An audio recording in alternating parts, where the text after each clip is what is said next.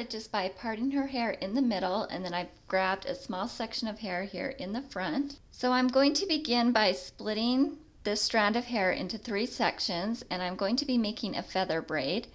So I'm starting just by braiding regularly, and then every time I bring this bottom strand over the middle, first I'm going to remove a small piece of hair and let it hang down. And you do want to remove pretty small sections so that you don't run out of hair. And then you want to continue this until you can bring the braid around to about the middle of her head. So you really don't need to go all the way down.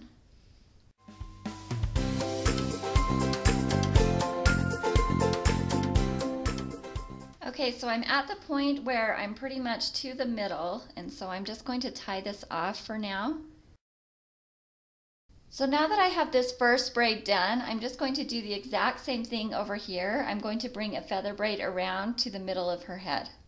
Alright, so at this point I have made a feather braid on each side, and I am just going to bring them together here in the middle, and I'm securing them with a clear rubber band. So now I'm ready to start making these chains, and before I begin I'm going to spray these down with some water, and you really want these pretty wet so that you don't have to deal with flyaways. So I'm having my daughter hold these strands in her hand just so that it doesn't mix in with this other hair. It's going to make it easier for me.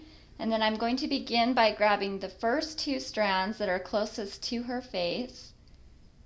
And then I'm going to take these strands, cross one over the other, and just tie it into a little half of a knot. This is just like tying a shoe. And this first one I am going to tighten it all the way up to the top of that braid.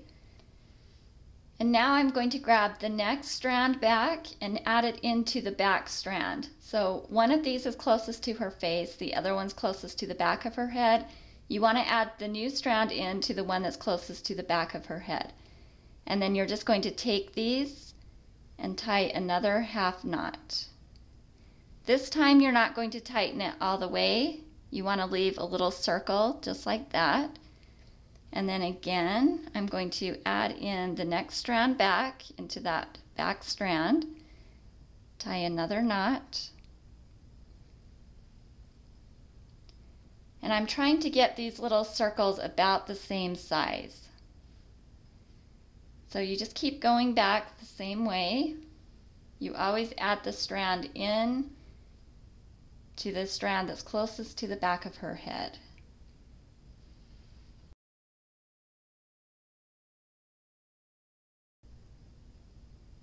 As you're going down, if you find that the chain is longer than the strands that you have hanging down, you can always combine a couple of strands.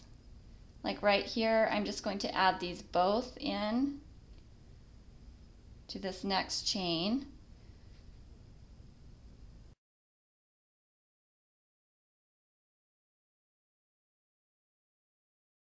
Okay, so I'm finished with the chain on this first side. I'm just going to clip it right here where it's knotted to keep it from coming unraveled, and I'm going to do the exact same thing on the other side.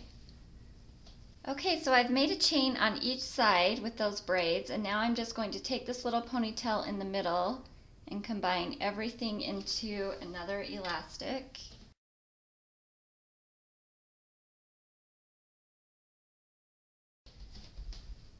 Okay, so this is the finished style, and this should look better as it dries, but that should give you the general idea of what it looks like. So another option you could do is grab your section in front, split it into 3, and instead of just making a feather braid, you could make a lace feather braid, meaning that I'm going to be bringing in strands here from the top to add into the braid, just like a French braid. And then again, you would just remove a strand here from the bottom and drop it. So just every time you cross the strand over on the top, you're adding a piece of hair with it. And I'm just kind of bringing this braid down diagonally across the back of her head.